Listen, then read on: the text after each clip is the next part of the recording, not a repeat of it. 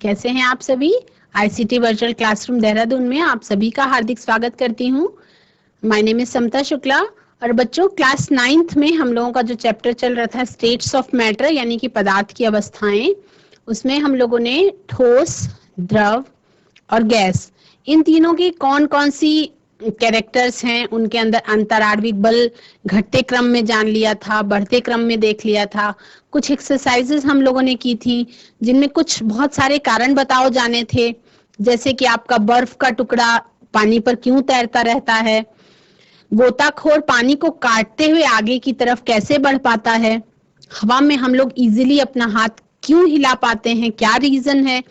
देखिए, विज्ञान एक ऐसा विषय है बच्चों कि विज्ञान विषय के बारे में आपको दैनिक जीवन में, जो भी आपके जीवन में दैनिक जीवन में घटनाएं चल रही हैं, उन सभी घटनाओं को जब आप जिज्ञासु प्रवृत्ति से जब क्वेश्चन मार्क लगा के देखेंगे कि ऐसा क्यों होता है, कोई भी घटना देखिए और उस पर विचार कीजिए कि ये घटना क्यों हो रही है और कैसे हो रही है। तो जब इस तरह की विचारधारा के साथ आप देखेंगे चीजों को, पॉइंट्स को सोचेंगे कि ये क्यों हो रही हैं, तब आपको समझ में आएगा कि दैनिक जीवन में आपकी जितनी भी घटनाएं चल रही हैं, वो सारी घटनाओं के पीछे आपका विज्ञान काम कर रहा है। इसीलिए साइंस जो है बच्चों, वो आपको, मैं बोल सकती हूँ कि साइंस इज एवरीवेयर, लेकिन हर जगह पे ये आपका विज्ञान जो है वो काम करता है। एक क्लास में मैं जब पढ़ा करती थी तब उस टाइम पे एक क्वेश्चन होता था कि विज्ञान आपके लिए चमत्कार है या अभिशाप है। तो आज के समय में हम कह सकते हैं बच्चों कि विज्ञान हम लोगों के लिए वरदान साबित हो रहा है। और विज्ञान के कॉन्सेप्ट्स आप क्लास 9th में हैं, तो अब धीरे धीरे डीप स्टडी करेंगे और उसके बाद हम लोग हायर क्लासेस में जब जाते हैं, बड़ी क्लासेस में, तो बच्चों वही कॉन्सेप्ट्स आपके क्लियर हो जाते हैं और स्टडी और डीपर होती चली जाती है। इसी के साथ स्मार्ट बोर्ड की तरफ चलेंगे और आज की क्लास में देखते हैं हम क्या स्टार्ट करते हैं। क्लास है 9th और क्लास 9th में हम लोगों का चैप्टर नंबर 1 चल रहा है, जिसका नाम है पदार्थ की प्रावस्थाएं, यानी कि ठोस, द्रव और गैस, मैटर जो है, जो आपका पदार्थ है। तो पहले आप जान चुके हैं कि पदार्थ हम किन्हें कह सकते हैं। मैंने आपको एक क्वेश्चन कराया था कि आप पदार्थ किसे कह सकते हैं। अब एक एक्सपेरिमेंट के माध्यम से हम थर्मामीटर लगा के उसका ताप जांचने की कोशिश करेंगे बच्चों, और जब ताप जांचेंगे तो उससे हम ये अंदाजा लगा पाएंगे कि तापमान का किसी भी पदार्थ पर क्या प्रभाव पड़ता है। तापमान का किसी भी पदार्थ पर क्या प्रभाव पड़ता है। जैसा कि आप स्क्रीन पे देख रहे हैं, ये आपको इसके लिए एक लोहे का स्टैंड चाहिए होगा। उसके बाद फिर बच्चों आपको चाहिए एक बर्नर, के बाद आपका पानी चाहिए, और उसके बाद आपको एक बीकर चाहिए। उसके बाद आपको एक कांच की ग्लास स्टीरर आती है, जिससे आप बीकर के अंदर जो भी पदार्थ है उसको हिला सकते हैं, हिलाने का काम करते हैं। वो ठीक उसी तरीके का होता है जैसे आप किचन में सब्जी बनाने के लिए उसको हिलाने के लिए स्टील का कोई चम्मच या कलछल का यूज करते हैं, उसी तरह से ग्लास स्टीरर ग्लास का बना हुआ एक डंडी जैसा होता है। और उसके बाद सबसे इंपॉर्टेंट हमें चाहिए थर्मोमीटर। थर्मोमीटर क्या होता है? आपका तापमान जांचने का यंत्र होता है। जो थर्मोमीटर होता है ये आपका क्या करता है? बढ़ते और घटते हुए तापमान को ये जांच सकता है। इसके अंदर क्या होता है? सेल्सियस पे आपके निशान लगे होते हैं और ये तापमान मापने का यंत्र होता है, जिससे जब किसी को फीवर भी आ जाता है तो इसी थर्मोमीटर से, जो मेडिकल थर्मोमीटर होता है, उससे आप किसी व्यक्ति का बुखार भी नाप सकते हैं। तो और जो ये थर्मोमीटर होता है ये आपके लैब में यूज होता है। तो इसमें अब इस तरीके से आपने बर्नर के ऊपर एक बीकर में पानी भरा और बर्नर को जला दिया, ठीक है। तो आपको क्या दे रहे हैं? आप यहाँ से टेम्परेचर दे रहे हैं, यानी कि ऊष्मा दे रहे हैं। ऊष्मा के रूप में आप जो बीकर के अंदर मौजूद पानी है उसको क्या दे रहे हैं? एनर्जी दे रहे हैं, ठीक है।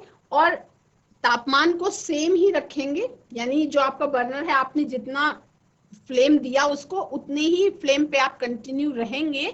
और कंटिन्यू रहने के बाद हमें इस थर्मामीटर पे जो रीडिंग चल रही है उसको नोट करना है।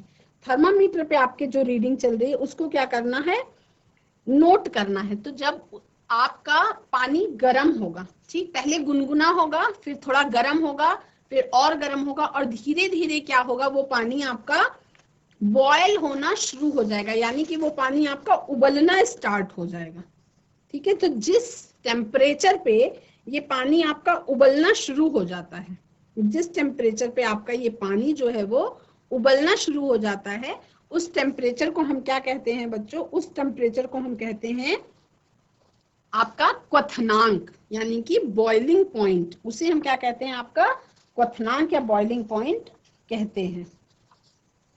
ठीक, तो ये आपका तापमान का, जो तापमान परिवर्तन का जो प्रभाव है वो आपको इस एक्सपेरिमेंट से बहुत अच्छी तरह से समझ में आ जाएगा। और उसको क्या कहते हैं हम बच्चों, उसे हम कहते हैं क्वथनांक, यानी कि क्या कहते हैं, क्वथनांक। जिस टेम्परेचर पे जल उबलना स्टार्ट हो जाता है वो आपका क्या कहलाता है, वो क्वथनांक कहलाता है। ठीक है, वायुमंडलीय दाब पर, यानी प्रेशर में कोई चेंज नहीं करेंगे, एटमॉस्फेरिक प्रेशर सेम ही रहेगा, यानी जो नॉर्मल प्रेशर है वही रहेगा, और उस पर वह तापमान जिस पर द्रव उबलने लगता है, बॉयल होने लगता है, उसे इसका क्वथनांक कहते हैं। तो जल का क्वथनांक कितना है, 373 केल्विन। आप सभी को पता है कि देखिए, कल की क्लास में मैंने आपको गलनांक के बारे में बताया था। तो बर्फ का गलनांक, आप सभी को पता है कि बर्फ तब तक ही बर्फ रहती है जब तक वो फ्रिज के अंदर, या फ्रीजर, फ्रिज भी नहीं बोल सकते आप, फ्रीजर के अंदर जब तक वो बर्फ रहती है तब तक वो बर्फ के रूप में जमी रहती है। और जैसे ही उसको वहां से बाहर निकालते हैं तो नॉर्मल मौसम में आते ही बर्फ क्या होती है, पिघलनी शुरू हो जाती है। यानी कि जो आपका बर्फ का गलनांक है वो है आपका 273 के, 0.15 के,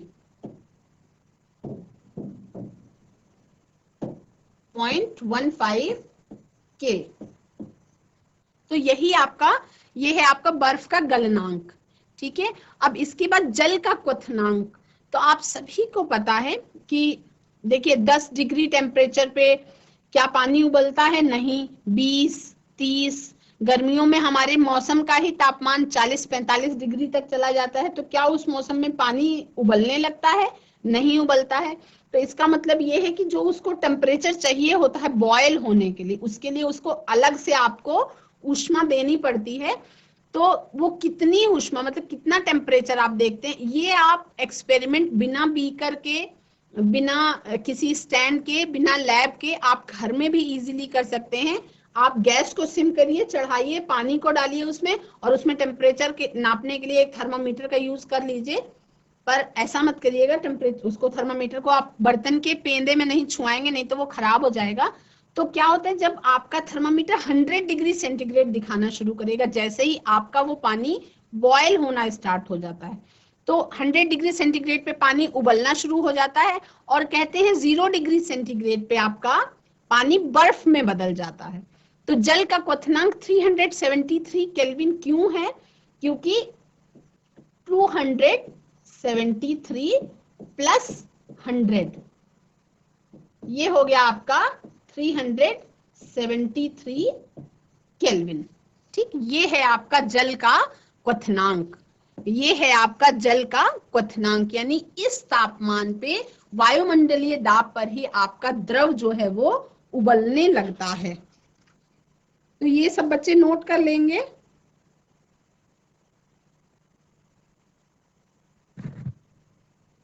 अब उसके बाद बच्चों हम लोगों को सब्लिमेशन यानी ऊर्ध्वपातन के बारे में जानना है।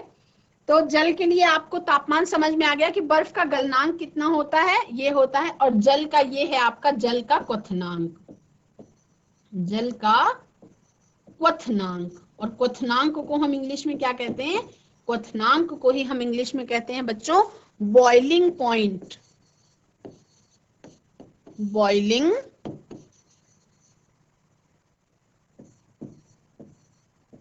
पॉइंट मतलब which temperature at which the liquid starts boiling, तो उस टेम्परेचर को हम क्या कहते हैं, बॉइलिंग पॉइंट, मतलब ऐसा टेम्परेचर का पॉइंट जिस पॉइंट पे आपका जो द्रव है वो उबलना शुरू हो जाता है, उसी को हम जल का क्वथनांक या बॉइलिंग पॉइंट ऑफ वाटर कहते हैं। अब अलग अलग द्रवों का बच्चों बॉइलिंग पॉइंट भी अलग अलग होता है।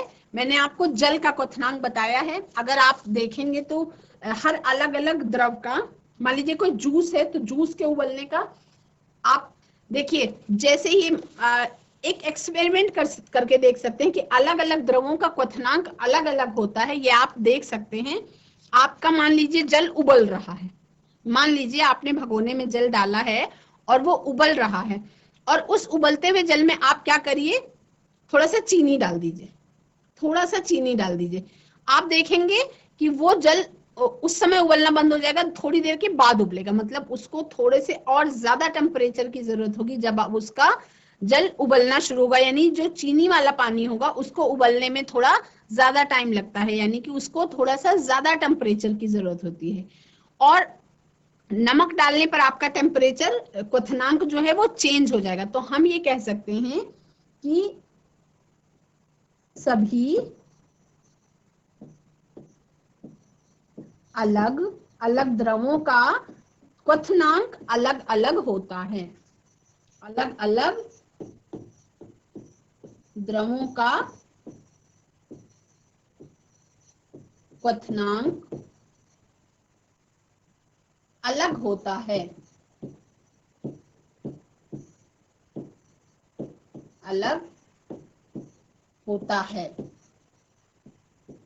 ठीक, अब आपको समझ में आ गया कि बर्फ का गलनांक कितना होता है और जल का क्वथनांक कितना होता है। मैंने आपको ये भी बता दिया कि सभी अलग अलग द्रवों का क्वथनांक यानी कि बॉइलिंग पॉइंट जो होता है वो अलग अलग होता है। फिर हम नेक्स्ट देखेंगे बच्चों कि वाष्पीकरण की गुप्त ऊष्मा यानी कि लेटेंट एनर्जी, इसको हम क्या कहते हैं, लेटेंट एनर्जी, यानी कि हिडन एनर्जी भी इसे हम कह सकते हैं, जो छुपी हुई होती है, हिडन एनर्जी। वायुमंडलीय दाब पर 1 kg द्रव को उसके क्वथनांक पर गैस में बदलने के लिए जितनी ऊष्मीय ऊर्जा की आवश्यकता होती है उसे ही हम क्या कहते हैं, गुप्त ऊष्मा कहते हैं, उसे ही हम क्या कहते हैं, गुप्त ऊष्मा कहते हैं। ठीक, क्या कहते हैं बच्चों, वायुमंडलीय दाब पर 1 किलोग्राम द्रव को उसके क्वथनांक पर यानी कि बॉइलिंग पॉइंट पर, बॉइलिंग पॉइंट पर गैस में बदलने के लिए जितनी ऊष्मीय ऊर्जा की आवश्यकता होती है उसे हम क्या कहते हैं, वाष्पीकरण की गुप्त ऊष्मा कहते हैं। उसे क्या कहते हैं बच्चों, वाष्पीकरण की गुप्त ऊष्मा कहते हैं। ठीक है, अब इसमें बच्चों एक तो आपको एक सब्लिमेशन यानी ऊर्ध्वपातन के बारे में बताना चाह रही थी मैं। आप कभी कपूर को हीट देके देखिए नीचे से, तो वो भी क्या होता है, वाष्प की तरह उड़ जाता है, और वो आपका अगर मान लीजिए ऊपर कोई बर्तन आप रखते हैं तो उस बर्तन में ऊपर की तरफ जाके धीरे धीरे जम जाता है। अगर उसमें ऊपर कोई रुई के टुकड़े से इसको बंद कर दिया जाए तो ये क्या है कि द्रव अवस्था में परिवर्तित हुए बिना ठोस अवस्था से सीधे गैस में बदलने की प्रक्रिया को हम क्या कहते हैं, ऊर्ध्वपातन कहते हैं। हम उसकी बात अभी करेंगे। अभी हम बात कर लेते हैं कि वाष्पीकरण की गुप्त ऊष्मा किसे कहते हैं। वायुमंडलीय दाब 1 किलोग्राम द्रव को उसके क्वथनांक पर गैस में बदलने के लिए जितनी ऊष्मीय ऊर्जा की आवश्यकता होती है उसे हम वाष्पीकरण की गुप्त ऊष्मा कहते हैं। ठीक है, उसके बाद देखेंगे बच्चों कि 373 केल्विन पर, यानी कि वही मैंने जो आपको बताया था, जल का क्वथनांक जो आपको बताया था 373 केल्विन पर भाप के कणों में उसी तापमान पर पानी के कणों की अपेक्षा अधिक ऊर्जा होती है। ठीक, ये है आपका सॉलिड स्टेट। उसको आप जब सॉलिड स्टेट को आप हीट देते हैं तो ये आपका आ जाता है लिक्विड स्टेट। ये है आपका ठोस, ठोस। ठीक, इसके बाद फिर आपका ये आ जाता है द्रव, और ये आपका आ जाता है गैस। ठीक, अब जब गैस को हम ठंडा करते हैं बच्चों, तो यहाँ पे हम क्या दे रहे हैं, ताप दे रहे हैं, हीट दे रहे हैं ना, मतलब तापमान दे रहे हैं। यहाँ पे हम हीट दे रहे हैं मतलब ताप दे रहे हैं। ठीक, इसके बाद गैसियस स्टेट से जब हम लिक्विड स्टेट में आते हैं, कूल करते हैं, तो गैस से लिक्विड में कन्वर्ट हो जाता है, यानी कि उसको क्या करते हैं, ठंडा करते हैं। और उसके बाद जब लिक्विड को फिर ठंडा करते हैं, सॉलिड में तब्दील हो जाता है। तो आप इसमें पानी का सबसे अच्छा एग्जाम्पल है जो आप उदाहरण ले सकते हैं। ठोस को जब आप हीट देते हैं, यानी बर्फ को जब आप गलाते हैं तो वो पानी बन जाता है। फिर पानी को जब आप बॉयल करते हैं तो वो जल वाष्प के रूप में परिवर्तित हो जाता है। फिर जल वाष्प जब ठंडी होती है तब वो फिर लिक्विड स्टेट में आ जाती है, और लिक्विड स्टेट में आने के बाद फिर वो और ठंडी होने पर ठोस स्टेट में आ जाती है। पानी इसका सबसे अच्छा एग्जाम्पल है।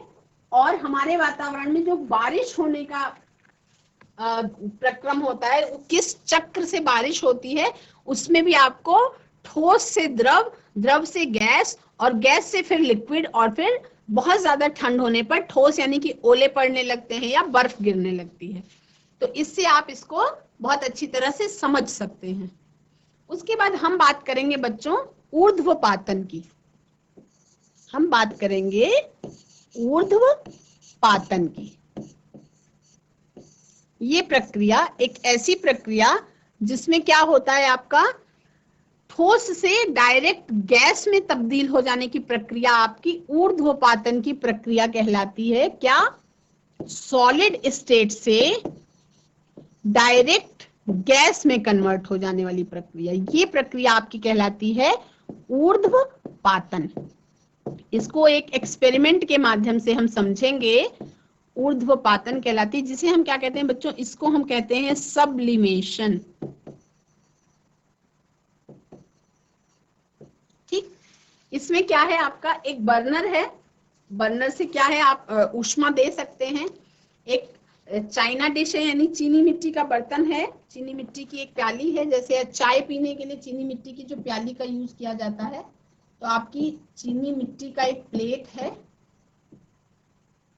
ठीक, उसके बाद फिर आपका अमोनियम क्लोराइड है, और इन्वर्टेड फनल है, यानी कीप है जिसको उल्टा करके रखा गया है। तो सेट इस प्रकार से करेंगे कि बर्नर के ऊपर आप चीनी मिट्टी की एक प्याली रखेंगे, और उसके अंदर इसमें तो लिखा हुआ है कि अमोनियम क्लोराइड।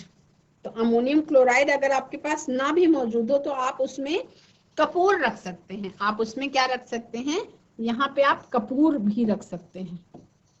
कपूर तो सबके घर में मौजूद होता है, आप कपूर को भी रख के ये एक्सपेरिमेंट कर सकते हैं। पर इसके लिए आपके साथ किसी बड़े का होना बहुत ज्यादा जरूरी है। अकेले कभी भी ये प्रैक्टिकल आप घर पे नहीं करेंगे।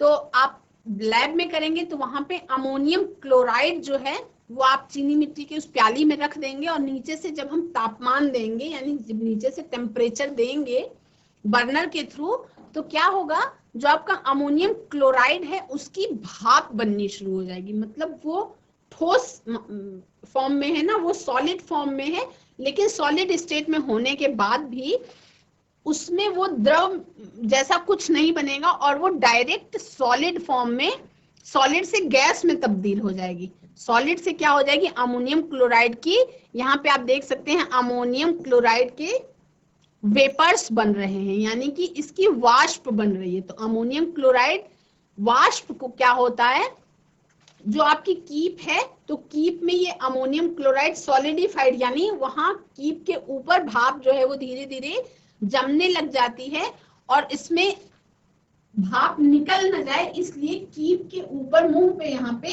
रुई, यहाँ पे क्या भर देते हैं, रुई भर देते हैं, जिससे वो बाहर ना निकलने पाए। ठीक है, और कीप को उल्टा करके रख देते हैं, तो उसमें आपका अमोनियम क्लोराइड जो है वो ठोस के रूप में जम जाता है, और इसी को हम ऊर्ध्वपातन का प्रयोग कह सकते हैं बच्चों, और ऊर्ध्वपातन को हम क्या कहते हैं, सब्लिमेशन कहते हैं। तो कंफ्यूज नहीं होना है। तीन अवस्थाओं में पदार्थ का अंतर रूपांतरण किस तरह से होता है वो मैं अभी आपको एक चार्ट के माध्यम से समझा दूंगी। तो ऊर्ध्वपातन की प्रक्रिया आपको समझ में आएगी कि ठोस से जब कोई भी मैटर यानी पदार्थ डायरेक्ट गैस में तब्दील हो जाता है और बीच में लिक्विड स्टेट नहीं आता है, तो उस प्रक्रिया को हम क्या कहते हैं, ऊर्ध्वपातन कहते हैं या सब्लिमेशन कहते हैं। ठीक, इसके बाद ऊर्ध्वपातन किसे कहते हैं, द्रव अवस्था में परिवर्तित हुए बिना ठोस अवस्था से सीधे गैस में बदलने की प्रक्रिया को ऊर्ध्वपातन कहते हैं, या इसी को हम क्या कहते हैं बच्चों, इसी को हम कहते हैं सब्लिमेशन।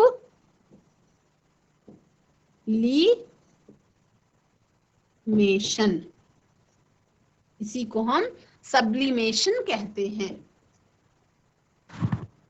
गैस से सीधे ठोस बनने की प्रक्रिया क्या कहलाती है, निक्षेपण कहलाती है। और गैस से अगर सीधा ठोस बन रहा है तो वो क्या कहलाता है बच्चों, वो आपका कहलाता है निक्षेपण। यानी देखिए ठोस है, ठोस है, ठीक। अब ठोस से ये आपका हो गया द्रव, ठीक, और आपका है यहां पर गैस। ये तीनों आपके स्टेट्स ऑफ मैटर हैं। आप सभी को पता है पदार्थ जो है तीन रूपों में पाया जा रहा है वातावरण में, ठोस के रूप में, द्रव के रूप में और गैस के रूप में। अब ये भी आप सभी को पता है कि ठोस और द्रव और गैस ये तीनों आपस में बदल सकते हैं, यानी ठोस द्रव के रूप में भी आ सकता है, द्रव गैस के रूप में भी आ सकता है, और गैस ठोस के रूप में भी आ सकती है। तो ठोस का द्रव के रूप में बदलना क्या कहलाता है, देखिए ठोस का द्रव के रूप में बदलना आपका कहलाता है संगलन।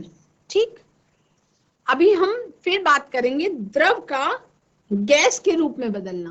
द्रव को जब उबाला जाता है तो गैस के रूप में बदलना आपका कहलाता है वाष्पीकरण।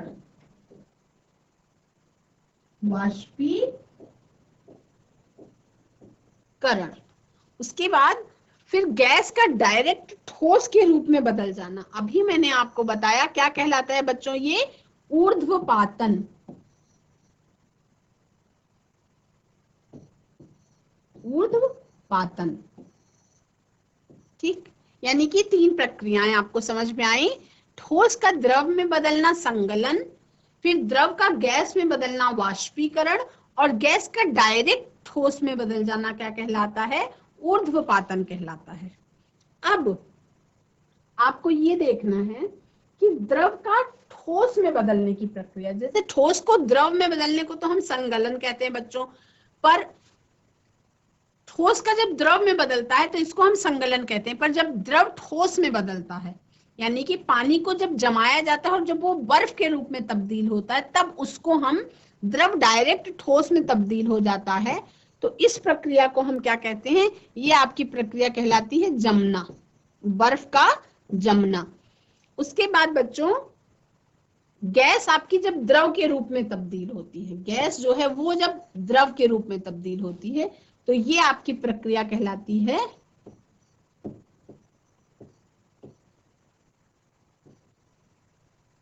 संघनन। क्या कहलाती है, संघनन। और उसके बाद ठोस जो है, ठोस से द्रव कहलाया संगलन, द्रव से गैस आपका कहलाया वाष्पीकरण, और गैस से ठोस आपका कहलाया ऊर्ध्वपातन। फिर द्रव से ठोस आपका कहलाया जमना, और गैस से द्रव आपका कहलाया संघनन। परंतु गैस से ठोस ये क्या कहलाता है, गैस से ठोस, एक सेकंड,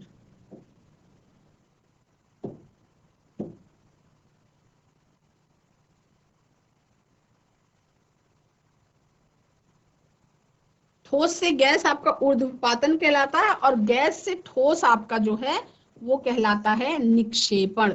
यही प्रक्रिया आपकी निक्षेपण कहलाती है, जिसमें गैस डायरेक्ट गैस से सीधे ठोस बनने की प्रक्रिया क्या कहलाती है? निक्षेपण कहलाती है। तो इसके माध्यम से आपने समझा कि ये जो तीनों पदार्थ हैं, ये तीनों पदार्थ में बहुत सारी प्रक्रियाएं होती हैं, जिनमें 6 प्रक्रियाएं आपको बताई गई। एक हो गया आपका संगलन, दूसरा वाष्पीकरण, तीसरा हो गया आपका ऊर्ध्वपातन, चौथा आपका हो गया जमना, फिर संघनन और निक्षेपण। ठीक, तीनों अवस्थाओं का पदार्थ में क्या होता है? अंतर रूपांतरण होता रहता है। तीनों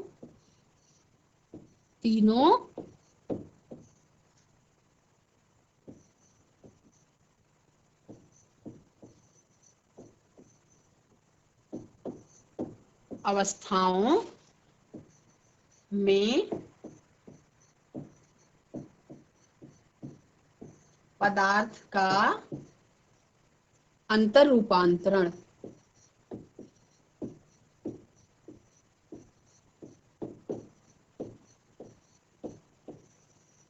ठीक। उसके बाद हम लोगों को ये देखना है बच्चों कि हमने देखा कि पदार्थ पे तापमान का क्या प्रभाव पड़ता है, सब समझ में आया। अब हम देखेंगे पदार्थ पे दाब का, यानी कि प्रेशर का, जब प्रेशर चेंज होता है तो उसका क्या प्रभाव होता है। तापमान के प्रभाव के बारे में आप सबने जान लिया, और तापमान के प्रभाव के बाद मैंने आपको बता दिया कि तापमान के प्रभाव से ठोस द्रव में बदल जाता है, द्रव गैस में बदल जाता है, और गैस आपका ठोस में भी बदल सकती है। ठीक है, फिर द्रव भी आपका ठोस में बदल सकता है, गैस भी आपकी द्रव में बदल सकती है, और ठोस आपका गैस में बदल सकता है। ये किससे? तापमान के प्रभाव से होता है। तापमान के चेंज होने से, तापमान परिवर्तन का ये प्रभाव होता है। अब हम देखेंगे कि दाब परिवर्तन का क्या प्रभाव होता है। तो दाब परिवर्तन के इस प्रभाव में हम देखेंगे कि जो पदार्थों के बीच, कणों के बीच की जो दूरी होती है बच्चों, उनमें अंतर होने के कारण जो पदार्थ की विभिन्न अवस्थाएं होती हैं, उनमें क्या होता है? अंतर होता है। किसी सिलेंडर में अगर भरी गैस पर दाब लगाने से, यानी प्रेशर पुल करने से और उनको कंप्रेस करने से क्या होगा? एक क्वेश्चन है, क्या इसके कणों के बीच की दूरी कम हो जाएगी? क्या आपको लगता है कि दाब बढ़ाने या घटाने से पदार्थ की अवस्था में कोई परिवर्तन हो सकता है? तो दाब के बढ़ने और तापमान घटने से गैस क्या होती है? द्रव में बदल सकती है। आपको ये एग्जाम्पल है, ये आपका प्रयोग है। इसमें आपका एक सिलेंडर है और पिस्टन से आप पुश करते हैं उस पर। देखिए, ये आपका पिस्टन है, पहले वाले ए में आप देख रहे हैं, और ये आपका बी देख लीजिए, ये आपका सी। तो इसमें आप देख रहे हैं कि जो कण है, जो पदार्थों के बीच के अणुओं की जो दूरी है वो थोड़ी ज्यादा है, और जब उस पर प्रेशर पुल करते हैं, क्या करते हैं? प्रेशर अप्लाई करते हैं यहाँ पे, यानी दाब बढ़ाते हैं, प्रेशर अप्लाई करते हैं, पिस्टन से पुश करते हैं। तो सेकंड वाले सिलेंडर में देखिए, पिस्टन को नीचे लगाने पर अणुओं के बीच की दूरी क्या हो जाती है? कम हो जाती है ना। और थर्ड वाले में सी में आप देखेंगे कि अणुओं के बीच की दूरी बहुत कम हो गई, यानी कि इसकी कंप्रेसिबिलिटी क्या होती है? इसकी कंप्रेसिबिलिटी पे भी प्रभाव पड़ता है, और अणुओं के बीच की दूरी पर भी आपका पड़ता है प्रभाव। ठीक, आपने कभी ठोस कार्बन डाइऑक्साइड के बारे में सुना है? ठोस कार्बन डाइऑक्साइड, कभी आपने ठोस कार्बन डाइऑक्साइड के बारे में सुना है? एक ऐसी स्टेट जिसमें गैस जो है वो द्रव अवस्था में आए बिना, जो ठोस है वो द्रव में आए बिना सीधे गैस में परिवर्तित हो जाती है। जब वायुमंडलीय दाब का माप 1 atm हो तो ठोस कार्बन डाइऑक्साइड द्रव अवस्था में आए बिना सीधे गैस में परिवर्तित हो जाती है। ठीक, एटमॉस्फेयर हो इसका 1 एटमॉस्फेयर, एटीएम को हम एटमॉस्फेयर कहते हैं। ठीक है, तो इस तरह से यही कारण है कि ठोस कार्बन डाइऑक्साइड जो है वो आपका बर्फ में परिवर्तित हो जाती है। जब वायुमंडलीय दाब का माप 1 एटमॉस्फेयर हो तो ठोस कार्बन डाइऑक्साइड द्रव अवस्था में आए बिना सीधे गैस में परिवर्तित हो जाती है। ठीक, और ठोस कार्बन डाइऑक्साइड को ही हम क्या कहते हैं बच्चों? शुष्क बर्फ कहते हैं। इसी को हम कहते हैं शुष्क बर्फ, यानी कि ड्राई आइस। Dry ice. बच्चों, आज की कक्षा में हम लोगों ने क्वथनांक के बारे में जाना, उसके बाद हम लोगों ने ऊर्ध्वपातन के बारे में जाना और ड्राई आइस के बारे में जाना, यानी कि शुष्क बर्फ के बारे में जाना, और कि किसी भी मैटर पे दाब का क्या प्रभाव पड़ता है। पिछली कुछ कक्षाओं में हम ताप का क्या प्रभाव पड़ता है इसके बारे में जान चुके हैं। आज की क्लास में बस इतना ही। That's all for today. Have a nice day. Take care and bye bye.